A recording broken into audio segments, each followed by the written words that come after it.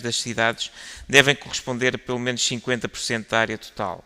Justifica-se esta percentagem pela necessidade da vegetação como valor estético, social e de regularização climática.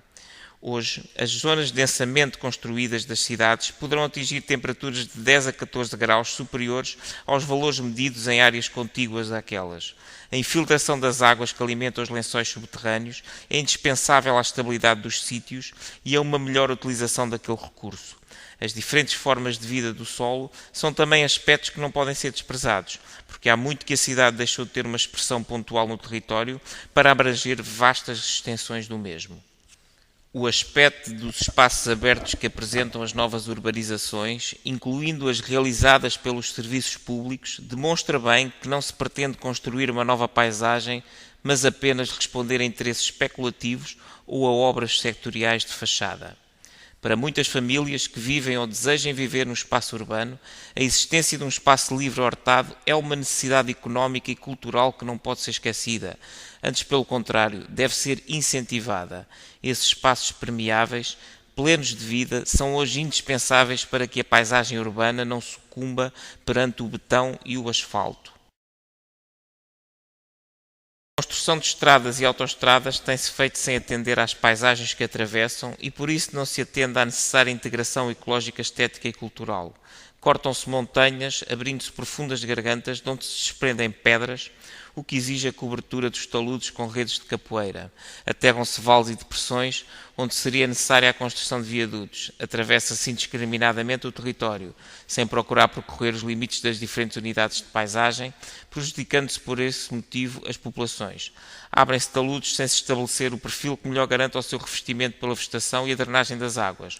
Não se recuperam os sistemas tradicionais de compartimentação da paisagem, não se valoriza nem se defende o património paisagístico e arquitetónico existente, não se procurando, portanto, uma solução esteticamente válida e criativa na implantação de um novo elemento da paisagem que poderia valorizá-la e assim contribui para a sua degradação. O abuso de construções com materiais inertes para resolver o que poderia ser feito com materiais vivos, de harmonia com a paisagem envolvente, desumaniza o território. As muralhas de betão, por vezes esburacadas para flores e de gabiões de pedra solta, que se multiplicam nas nossas autoestradas e estradas, são a consequência de uma visão setorial e de uma intervenção limitada a determinadas atividades e setores profissionais.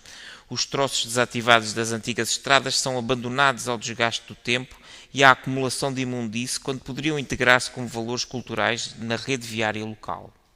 Nas obras hidráulicas que se realizam nos rios, não se consideram estes como complexos sistemas ecológicos contínuos e interdependentes, desconhecendo-se a função biológica, mecânica e depuradora das margens elásticas, a eliminação da meandrização e das diferentes ocorrências ecológicas que ao longo dos seus cursos podem constituir biótopos indispensáveis ao equilíbrio do sistema e da paisagem, diminui o valor destes como corredores de vida silvestre. A atividade turística, geralmente despida de sentido cultural, tem sido paradoxalmente um dos principais fatores de destruição da paisagem. Por falsas razões económicas, tem-se desprezado os valores estéticos e culturais das paisagens tradicionais, ecologicamente equilibradas, de uma beleza que reflete o trabalho de adaptação da natureza à vontade do homem. São estas paisagens que muitas vezes motivam o interesse turístico das regiões. Uma vez abertas aos empreendimentos turísticos, bem depressa se assiste à sua sistemática destruição, porque não houve o cuidado de as preservar, o que só é possível garantindo a permanência da agricultura. Os aldeamentos, os colossais blocos hoteleiros, a excessiva densidade de construções, os restos das obras, os parques de estacionamento, alastrando como mancha de óleo vazada em tampo de vidro, matam a paisagem que justificara a sua presença. Na realidade, o quadro que surge perante os nossos olhos é inspirado nos cartazes turísticos mais vulgares de outros países, não tem vida e resulta da mera decoração dos espaços residuais deixados livres pela especulação do espaço urbano. O Algarve, salvo algumas exceções, transformou-se nas suas áreas turísticas no inexpressivo e vulgar palmar que cresce entre o betão e o asfalto. Sempre que determinadas figuras e instrumentos legislativos pretendem opor-se à morte da paisagem, um coro de interesses lesados levanta a sua voz na comunicação social em nome do progresso, da região e dos direitos dos investidores. A vida, a biodiversidade estão a ser destruídas nas nossas paisagens pela poluição da água e do ar e pela deposição indiscriminada de lixos e resíduos das indústrias e do consumo. Os cemitérios de veículos que ocupam as proximidades das principais estradas, a sucata acumulada em redor das fábricas, os desperdícios de toda a ordem que se acumulam em redor dos centros comerciais, os entulhos vazados ao longo das estradas constituem chagas que constantemente alastram por todo o lado e degradam a paisagem. Não são apenas aspectos panorâmicos e de beleza que estão em causa, mas também problemas de saúde pública, de ecologia devido à compactação e degradação do solo vivo e à destruição do coberto vegetal. Apesar de proibido no espaço rural, os grandes cartazes publicitários, alguns de autarquias e entidades públicas, estão a invadir a paisagem, comprometendo a sua integridade, beleza e escala. No espaço urbano, a invasão da publicidade ocultando ou impondo-se às belas panorâmicas, tapando as árvores, emoldurando com painéis contínuos os corredores de circulação, em lugar de ser um fator de valorização da vida urbana nos lugares próprios, está a destruir a paisagem em nome da imposição do consumo.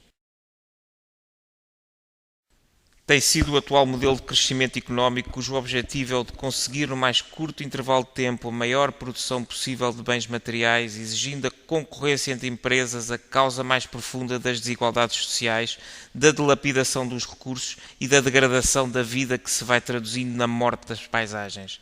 Aquele modelo exige de facto simplificação das paisagens e uma política em que a intervenção no território se faz setorialmente, o que, como vimos, conduz à morte da paisagem e à degradação do ambiente. A paisagem, em lugar de ser a imagem e a expansão cultural da evolução da civilização, desagrega-se e desaparece, dando lugar ao caos e ao deserto.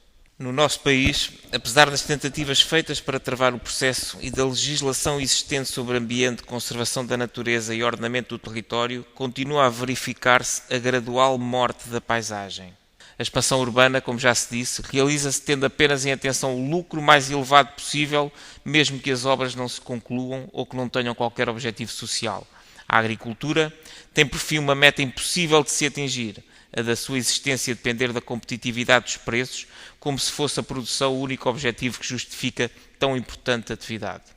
O nosso país bem depressa será um corredor industrializado entre Braga e Setúbal, onde se concentrará a população, vivendo grande parte em condições marginais e infra-humanas e um imenso ermo no interior destinado ao recreio dos ricos e às monoculturas extensivas florestais, se prosseguirmos na aplicação do atual modelo de desenvolvimento económico. É um mini modelo do que se está a passar em muitos países subdesenvolvidos da África, Oriente e Américas, onde as megalópolis crescem desmesuradamente à custa do despovoamento dos campos e da exploração exaustiva dos recursos naturais. A morte da paisagem corresponde, no mundo de hoje, a uma excessiva concentração demográfica nas grandes metrópoles e a correspondente desumanização do território abandonado, sujeito desde então à dilapidação dos seus recursos naturais. As atuais migrações das populações dos países subdesenvolvidos, fugindo à fome e procurando trabalho nas grandes cidades, põem em causa todo o sistema social dos países ricos e industrializados, onde, por sua vez, o fosso entre ricos e pobres aumenta dia a dia. Os índices de crescimento económico deixaram de ter sentido como indicadores do bem-estar e da justiça. A morte da paisagem rural e a desumanização da cidade são diagnósticos seguros de que é necessário modificar todo o atual sistema económico e social. Um país onde a paisagem morre é um país onde a cultura desaparece e com ela a primeira razão de ser da independência que justifica a existência de uma comunidade e da sua cultura. A degradação estética e biológica da paisagem é o diagnóstico seguro de que a comunidade que a deveria viver se encontra em diluição e decadência. O homem transformado pela civilização industrial num mero instrumento de consumo, desligado do trabalho pela máquina e pelo computador, abandona a criatividade que o liberta e individualiza como pessoa. As sociedades contemporâneas, interessadas mais no ter do que no ser, deixaram de entender a paisagem e de respeitar o funcionamento e a complexidade dos sistemas ecológicos.